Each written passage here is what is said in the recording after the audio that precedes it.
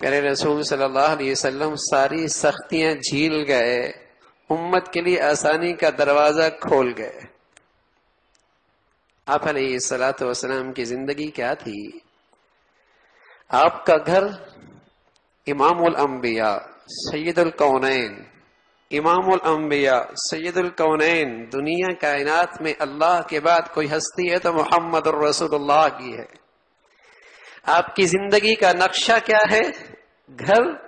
گھر کا چھت کھجور کے شاخوں سے بنا ہوا، گھر کے دروازے پہ لٹکا ٹاٹ بالوں سے بنا ہوا،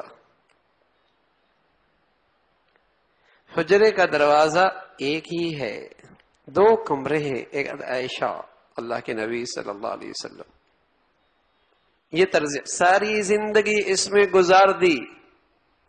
کبھی آپ علیہ الصلوۃ والسلام فرمایا کرتے تھے، مجھے اس دنیا سے کیا لینا ہے، میری مثال تو اس مسافر کی سی ہے جو سفر پہ روانہ ہے، پھر تھوڑی دیر کہیں ٹھہرا، سایہ لیا، بیٹھا، سانس لیا، پھر چل دیا۔ دنیا میں میری حیثیت ایسی ہے، ٹھہرا ہوں پھر چل دوں گا۔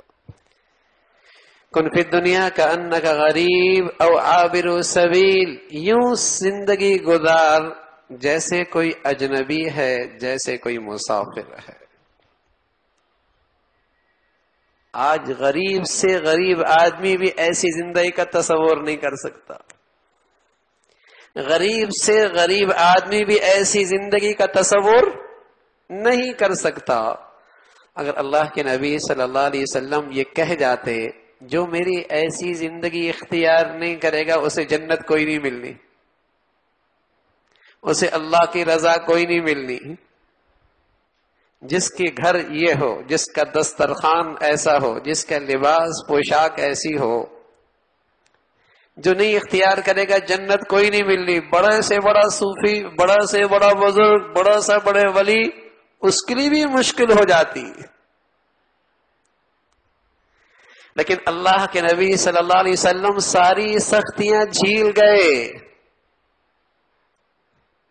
امت کے لیے آسانی کا، سہولت کا راستہ چھوڑ گئے۔ ضرورت کی دنیا استعمال کرتے ہو تب بھی ٹھیک ہے، آسائش کی دنیا استعمال کرتے ہو تب بھی ٹھیک ہے، آرائش کی زندگی اختیار کرتے ہو تب بھی ٹھیک ہے، نمائش نہ کرنا یہ حرام ہے، نمائش نہ کرنا یہ حرام ہے۔ ضرورت کی دنیا ہے تب بھی ٹھیک ہے، آسائش کی زندگی ہے تب بھی جائز ہے، آرائش کی زندگی ہے تب بھی اجازت ہے، لیکن ایک کام کر لینا، اللہ کی ان نعمتوں میں رہ کر اللہ کو نہ بھولنا، شکر ادا کرتے رہنا، شکر ادا کرتے رہنا۔ گھر اچھا لگا الحمدللہ، اولاد اچھی لگی الحمدللہ، لباس پوشاک اچھا لگا الحمدللہ، سواری گاڑی اچھی لگی الحمدللہ۔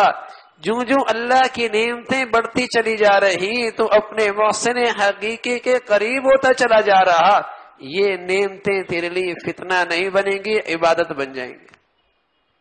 انما اموالکم و اولادکم فتنہ، مال بھی فتنہ ہے، اولاد بھی فتنہ ہے، بچاؤ کیا ہے؟ اس پر اللہ کا شکر ادا کر، اس پر اللہ کا شکر ادا کر دے، فتنوں سے بچ جائے گا۔